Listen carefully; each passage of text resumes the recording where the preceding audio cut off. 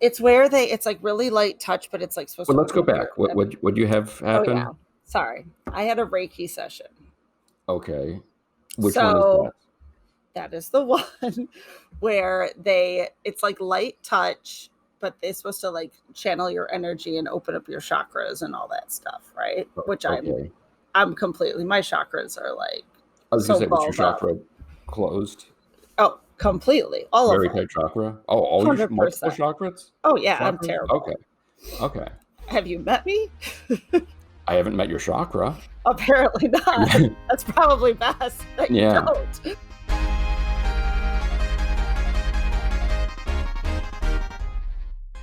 This is Why, with your hosts, Heidi Hedquist and Luke Poling. All this suffice to say, through all of that, like he has a lot. The gentleman who did it, I'd never done it before. So how does it work? Is it like a You just, massage? it is, but it's like super light. Like you lie there and you're supposed to just breathe This deeply. doesn't sound enjoyable.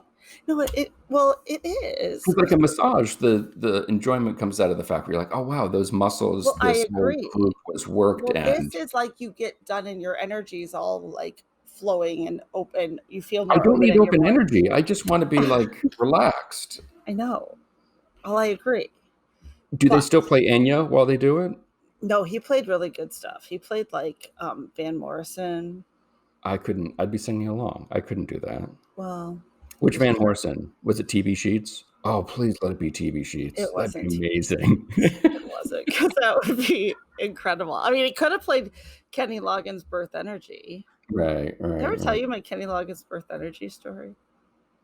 I'm I all over th- the place. I think so, but Yeah, yeah, up I the think you hill. need to get your chakra I know. Now readjusted. they're all a mess. But It's so spraying all everywhere. it's gross.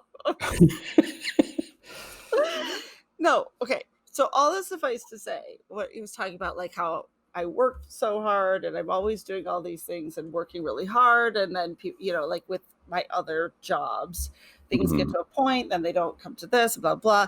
So basically, all of what it all boiled down to is he basically was like, "Will you come alive when you're doing like this podcast that you do?" Like he had all these like almost Is he psychic subscribed? canny type things. No, but I told him we Okay. needed to because his Yeah. husband's like a really big music guy. Like Okay. they were on the list to be backstage with Wilco in Paris. Oh, And so they've done a lot of cool stuff. And yeah. his husband got like the romantics throw their red leather pants to him once. I don't know, and all these amazing Okay. stories about rock. So I'm like, So you that's gotta what they listen like to our about podcast him. because yes, exactly. Okay. So basically, he was like, you have to focus on that. That's what you have to focus on. That's where you have to make your money because that's where you're going to be happy. It's And doing you this talk kind of during your jackassery. right. So you More talk at the during this end. We call? talk at the Okay. end. So at the end, he goes, so this is what I found out. Like, this What does that is end all. like? Is it you sit up, both smoke a cigarette, and then he's like, you Yeah, know yeah. what? You seem tense. Yes. Well, that Okay. would be like, yeah, exactly. Right. Okay. So, but so yeah, so that was all I was trying to say until you made it into a long drawn out thing that was not that interesting. Was that yes, we have to focus on this to this is where the good stuff's going to come. But right now, I've been very focused on things that are making me money. Right. But really, I've got to shift it. So I'm going to shift Right. it. I This see. is better Gotcha. Yeah. And so I mean, like, because I it's so rare for me to make money. That's why. it's even rarer for me. So The best place to start is, I guess, your nickname. We'll go with that and work our way down. The Chocolate Priestess. Oh, I was wondering which nickname. So oh, Oh, you have multiple? I would. A even lot of better. people think the Tammy Joe, my email address, is like Ah. a nickname, and no, it's just a me being angry thing about setting up an account, and there was already another Tammy Joe, and I was like, "What? No, that's not gonna That's fly. I am the Tammy Joe." The one and only knockoffs. Move over. Yeah, yeah. yeah. I started a blog called The Chocolate Cult in February of 2009, and I did that because I had to accept that my academic career wasn't going to go forward. I Mhm. had been on the job market for 2 years. My first year out, right at the end of 2007, beginning of 2008, that academic search year was really good. I had lots of interviews. I had lots of on-campus interviews. Nothing came from it. The next year, there were no jobs in my field. And the year after that, there were no jobs in my field. Having been on the other side of the academic search committee, I knew that every year you're out, you've cut your chances in half. Mm. And so since both of my partners had full-time, well-paying jobs and we already owned our house, we collectively made a decision that it was costing too much to apply to jobs. So we were in family therapy at the time, which was an offshoot of my own personal therapy. And I had always joked about, I'm going to start a cult one day. There's been science fiction writers before have started a cult. Yeah. And our therapist could tell I was getting, like, with each month, just more and more depressed, more and more feeling negatively about myself. Because writing short stories or books is a very slow process. It takes a long time to get something published. You may or may not ever hear back from your readers. Sometimes you hear back things you don't want to. It's a very different sort of life. It's very different than teaching, where you have that immediate gratification and information about what you're doing. And so my therapist said, so why don't you start a cult? And I said, okay, well, what do I like? I like chocolate. I maybe don't use chocolate in the healthiest way. Well, what if I wanted to learn more about chocolate and share that process with people? So I started doing, as a historian, research on chocolate and how it has all these religious and cultural connotations. And so I just looked in, is anyone have a group out there called the Chocolate Cult? No one did. So I grabbed it and Wow. I thought, okay, so who's the head of a cult? A priest. Well, I'm female, so I'm the chocolate priestess. Makes perfect sense. Yeah. So You how put it like does that. one become part of said cult? You just follow it. You just, like, follow it on Facebook. I have never been able to get people to leave a lot of comments, and I don't know why. I mean, I can see how many people are reading and how Mhm. long they spend reading, but they just usually don't comment. Hmm. Which is really weird because I'll go to sites that primarily do recipes and they'll have, like, 1,000 comments because they all say, this looks great, I want to eat this. So I'm not really sure what's Huh. going on there, which is odd because when I was teaching, or when I'm working in a museum, well, I volunteer teaching at a museum now, I never have problems soliciting conversation with people and feedback. But for some reason on that blog, it's just doesn't fly as well. Hmm. Fascinating. Who knew that chocolate fans were so Yeah. shy? Yeah. Maybe they're too busy, like, devouring the chocolate to to write it out. Wow, that's amazing. That'd be So nice. It'd make the chocolate brands happy if they did that. right, Yeah. exactly. It'd be perfect. So we found you through obviously a lot of different sources, a lot of research we've done through a lot of our guests that um, are involved with living either within a particular sexuality lifestyle, whether the traditional, quote unquote. I don't like to say traditional because I think everything's traditional. But one of the things that in looking at your website, I started to learn about your femdom, and I'd like to know more about that. Well, basically, being a femdom is just a woman who identifies as a woman, a person identifies as a woman, but also identifies as a dominant. Okay. And it was, I didn't really use that word for many, many years until my partner and I, my slave and I, co-wrote a book together. And then Okay. they wanted a really catchy title. And I'd seen the word, femdom around. And so I started using that more because I trusted, the marketing skills of the publisher and the editor a little more than my own at that point. And so she said, no, this will catch people's attention more. But I've always just defined myself more as a dominant. Okay. being a woman, being female, is sort of to the side of that. It Mhm. influences it and it affects how people see you within the kink community, obviously, but it doesn't really. It's never been the core of my identity. Being more of the dominant Sure. has been more of my core. Makes sense. Makes total sense. When did you first realize that you were dominant? So this is an interesting question, or I should say, it's an interesting answer, Okay. because looking back, I can pinpoint when I started having feelings and interests like this. Yeah, that's what But I wondered. when I actually had the terms for it, wasn't until my sophomore year of college. Okay. My sophomore year of college, I was taking a women's studies minor, just a brand new minor, because I'm really old, folks. So Oh, this is so this am is I. 1989. So Okay. and women's studies is still like a thing that's starting. And we were looking at pornography and things like that. And I was looking at some images of women, and they were saying, oh, they were these, professional dominatrixes and stuff. And I was looking at what they're wearing, and I'm like, what? That's not something I would expect someone who's in charge to be wearing, because you look like you're going to fall over at any moment, or that you might strangle yourself at some, moment, or Right. be unable to breathe. And how is that functional?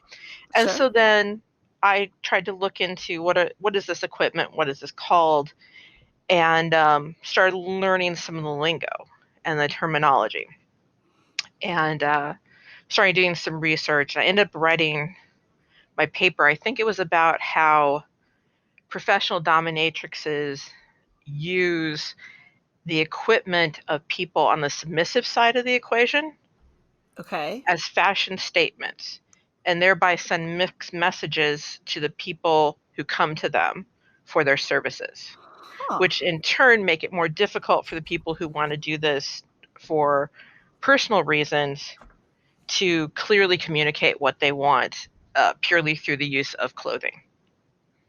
Interesting. So, I've never thought of that, but that totally makes sense. Fascinating. but when I looked back, I have this, this is a story other people have heard many times, but it'll be new to you all.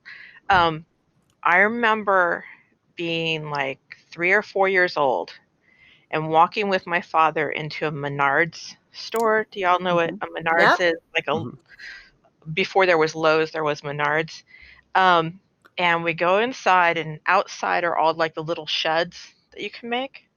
And we're walking through the stores, and we go by the aisle with all these chains. And I remember thinking really clearly in my mind, I'm getting the baby house, I'm getting the chains, I'm locking all the boys in the neighborhood in it until they agree to do what I want. And Yes. this was because I lived in a 6 block area where I literally was the only little girl. Wow. So I Hmm. grew up playing with little boys my own age and younger and a little older. And in those situations, I was always the one who determined what we did. Mhm. I think I just have that sort of personality that, like, if there is a lull, I will fill that lull and make the decision about what we're doing. Or I will change it because, no, this is not working for me. So, one example was there was a trio of brothers, and they liked to play. They were Peter Pan and Captain Hook, and Captain Hook's sidekick. So I had to be Wendy, right? Of course, yeah. So they had this outdoor, it used to be a dog cage, and they said, okay, Wendy has to go in here and we'll rescue her. And then they'd screw around and waste a whole bunch of time. So I just let myself out, push Captain Hook over and Yeah. say, no, this is not how it's working. I am captain now. Yes. Wendy's As not getting Wendy. back in the damn cage. Yeah. No. Yeah. Well, Nope. it's interesting, with any creative person, you always see early on in their life these elements that sort of you can't put your finger on in that moment, but in retrospect, you look back and say, well, this is all my creative endeavors sort of spring from this one spot. And clearly, with all of your work, which most people probably know you best from, is your writings, your reviews, your books, is that sort of creative side of things, but also your sexuality is very much packaged in with all of that. Yes. Yes. And it all goes back, to even it's hard to talk about because I don't want people to be misled to think if you are an abuse survivor, you must become kinky. Because Hmm. I don't think there's a line between that. I think, in effect, having a dominant personality is what may have helped me survive being Right. abused as a child, because it kind of gave me a sense of this is not right. Right. This is not how this should go. Hmm. And I can figure out a way to protect myself and to protect others, um, through whatever means I have to. That I don't know whether or not that would have happened if I'd had a different type of innate personality. And I've babysat enough and nannied enough kids that I know kids got innate personalities. I mean, Yeah. Yeah, we know that Oh, firsthand. yeah. Yeah. So, can you explain that a little bit more? I mean, you said that abuse of any sort is not a indicator of future kinks or anything like that. Um, what is that relationship like in something that is sort of a dominant passive relationship? And what is that um, like, sort of a healthy one? oh, well, in a healthy relationship, I think my being a survivor has Hmm. made me more empathetic. I have more empathy for another person, more concern for another person. But, that could also be flipped. Some people, because they're abused, become more hardened and distant and unable to express that. So I'm not really sure where that line's crossed, and, Hmm. in your development or your personality. But I feel like it helped me become more understanding and more caring. And I've also always approached my being the dominant as being the one who not just leads, but leads by example, who Hmm. doesn't just say do this, but says this is how you're going to do this, and let's practice it, and let's do it, and I'm going to give you feedback on it, and I'm never just going to say no, it's wrong, smack. It's going to be let's look at what's happened, let's correct it, let's address the issues, and go forward with it. So I see it more as a my slave says it's more like a teacher model Okay. of being a dominant. I'm here, I have a certain skill set, but I counter what he says by adding, I'm learning as well. Hmm. Mhm. Every day I'm learning as well about myself, about him, about others. Um, because if I'm a teacher, I feel like I'm also a lifetime student. And if it gets to the point where I don't feel there's something there for me to learn or something there for me to get that's new, it might not be worth the effort Yeah. to do it. Mm. Because as easy as supposedly we make it look, it's still work. Sure. Relationships are still work. As easy as they look, sometimes they're even more work behind the scenes. Yeah. Hmm. Well, and you live in a poly household, so you're managing a relationship that involves a lot of personalities and needs. And how does that work for you, or how did that come about? So I think I was probably always poly. Um, when I was a little girl, maybe, I don't know, I want to say before I was 12, but a lot of little girls would go through this stage where you kind of plan your future weddings. You fantasize about characters. So for me, it was Anson Williams from Happy Well, Days. yes, who didn't love Patsy? Yeah. I mean, he could sing and he was handsome, Right? and he Yes, seemed of kind. course. So, Yes. um, and so I would stage these little things. My mom had fake flowers, and I'd put on like one of her nightgowns. I'd have these fake weddings, multiple fake weddings. And they always thought they were so adorable. And they'd say, well, who are you marrying? And I'd say, oh, this person. And it was always like a celebrity I saw on TV because, Well, yeah. you know, I didn't like any of the boys in the neighborhood. So, yeah, Right. Mm. no one my own age would do. No. And I don't know what they thought was going on, but in my mind, I wasn't like getting married, then getting a divorce. I was getting married. They would go live in this, like, I guess, a magical house. Uh-huh. And then I'd add another one, and I'd I add love another one. And it's like, because I still love them. Right. I just now like, this singer or that TV star or, whatever. It's just like I stopped loving them. No, And this so, yeah, this so makes for total me, it just sense. kind of grew from that. Um, I tried monogamy in high school, ended up in an abusive relationship because of that. I think because I tried really hard to curb my natural instincts. So even though there were problems, I felt like instead of just going, nope, this ain't working and walking away, I had to stay and make it work. And then when I got to college, my first year I was very monogamous. And again, that didn't work and that became abusive. And so I actually went back my sophomore year with a grand plan. And as many things happen with Tammy Jo, grand plans fall apart. But grand plan was to find some poor sucker, make him fall in love with me, and then at the end of the year dump him. Because that must be fun to do. Been done to me. Sure. Right. Um, Pay it forward. yeah. And so I just started dating 5 guys at once just because I wanted to see, like, I'm not going to settle down at first. I'm going to find the one person.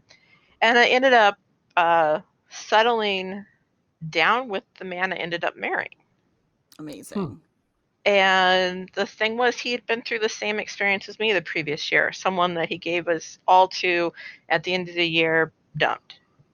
And the reason was the same for each. It was because I was holding myself back sexually. So I wasn't engaging in sexual intercourse. I did other sexual things, but not that. And I didn't remember at the time the abuse I'd been through. There was a really good reason for that, but I didn't consciously make that decision. It was all subconscious. Right. And so one of the things we talked about was then the fact that I'd had, done this as a child and I'd never really saw myself. I didn't need someone to be my everything.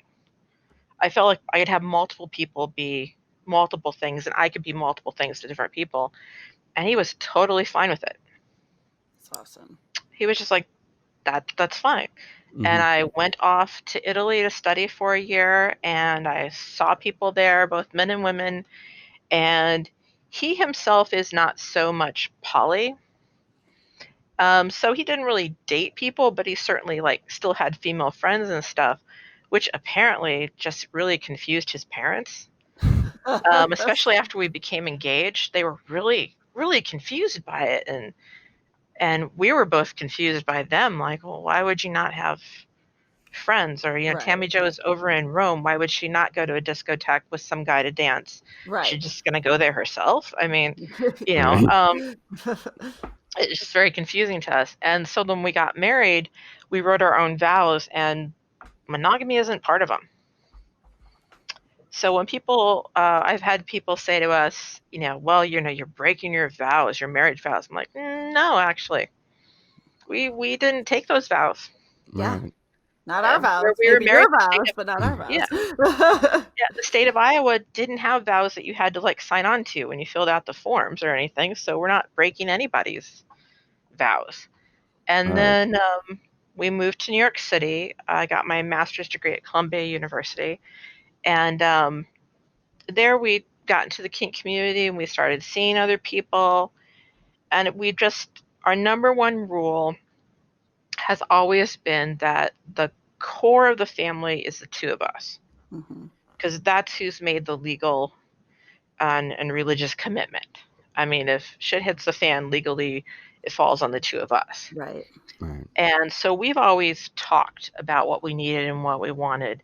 And we've always given each other veto power. So, like, if the one can see that something's not right with a potential partner, uh, they have the responsibility to tell the other person. And if the other person is just too starstruck with passion, they can, pull that trigger and say, nope, that's over, that's done. Mhm. Um, and then when we met my slave, whom, he's been part of this family now for 20 years. Wow.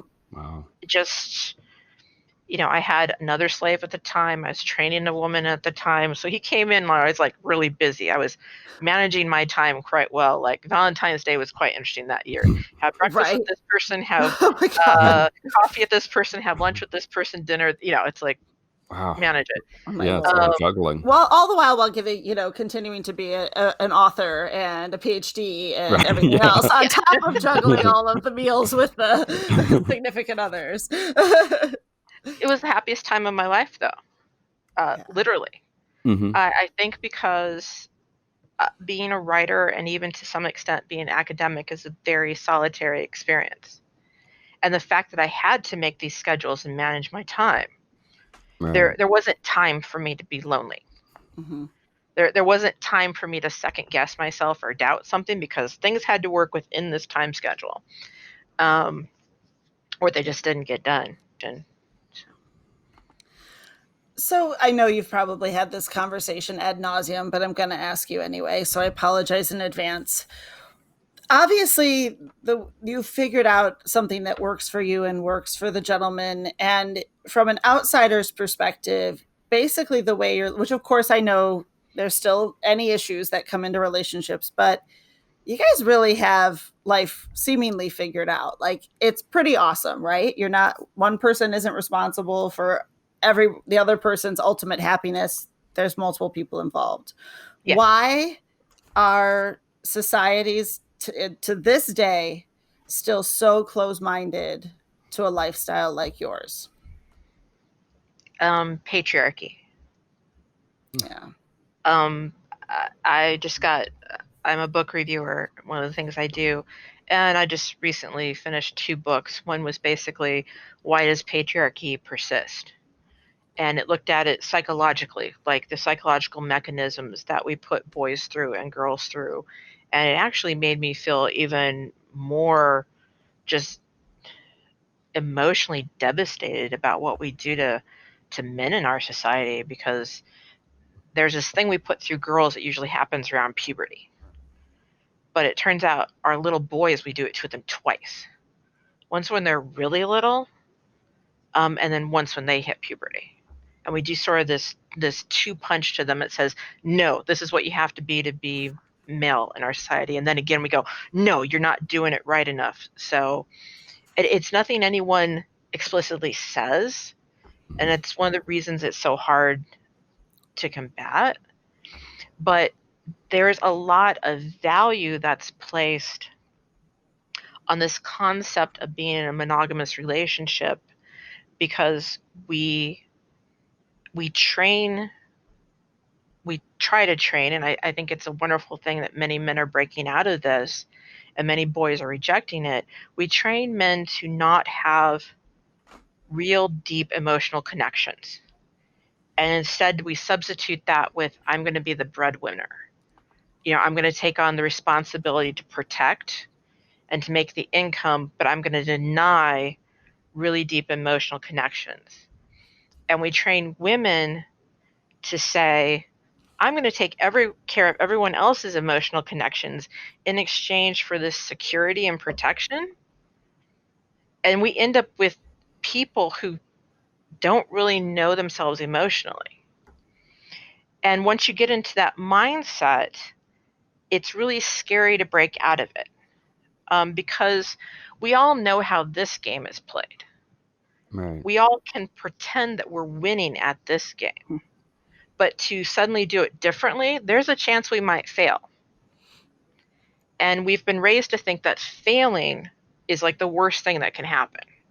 To not have a relationship would be the worst thing that can happen. You'd rather be in an abusive relationship than be in than risk not having a relationship. And I think anything that challenges that, whether it's a monogamous couple where the woman's in charge or they're actually trying really hard to be egalitarian, or a household where it's a group marriage where you have like 6 7 plus people who feel they're connected to each other as spouses, all of that throws that basic concept of man as protector without emotional connections, woman as taking care of all the other emotions to get that protection. It just throws that into chaos. It shows that that's not natural. It's not normal, because if it were the default setting for being male or female, that's just the way it would be.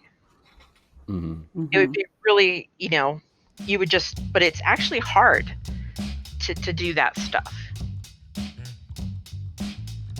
For more information on Tammy, you can check out her website, tammyjoeckhart.com. Be sure to follow Why the Podcast on Facebook, Instagram, and Twitter, and check out our YouTube channel for some additional great Why content. If you're so inclined, please leave us a review and let us know how we're doing. Today's show was produced by myself and Heidi Hedquist. Our reluctant executive producers are John Sauvé and Sandy Stone. Our graphic designer is Samantha Mustonen. Our intern is Randy Jeanette. The theme song was performed by the Electrosyntho-Magnetic Polyphonic Orchestra. This one's for Philippe. Thanks for joining us. Flash, we're coming home.